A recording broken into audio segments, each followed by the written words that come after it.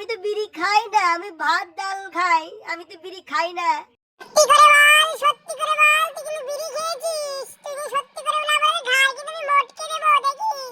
সত্যি করে বলছি শাকচুন্নি, আমি এক দুইবার খেয়েছি বন্ধুদের সাথে দেখা হওয়ার পর, ওরা অফার করে তাই আমি একটু খেয়েছি, তাছাড়া আমি কোনো বিড়ি খাই না।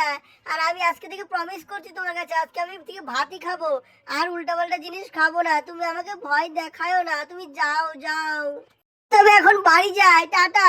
তুই দাঁড়া, তুই আমার পারমিশন ছাড়া কিন্তু যেতে পারবি না, তাহলে কিন্তু ঘাড় মটকে দেবো। আর তুই যাচ্ছিস কোথায়? তুই হাজার দৌড়া, আমার কাছে শক্তি আছে তোকে আটকে দেওয়ার জন্য। তুই যেতে পারবি না, তুই আগে কান ধর, আমাকে প্রমিস কর যে তুই আর বিড়ি খাবি না। তোর বাবা আমাকে কিন্তু বারবার করে বলেছে, না তোর ঘাড় কিন্তু আমি মটকে দেবো। আমি তোমাকে প্রমিস করছি, বাবাকে বলে দিও আমি আর কোনোদিনও বিড়ি খাবো না, কোনোদিনও খাবো না।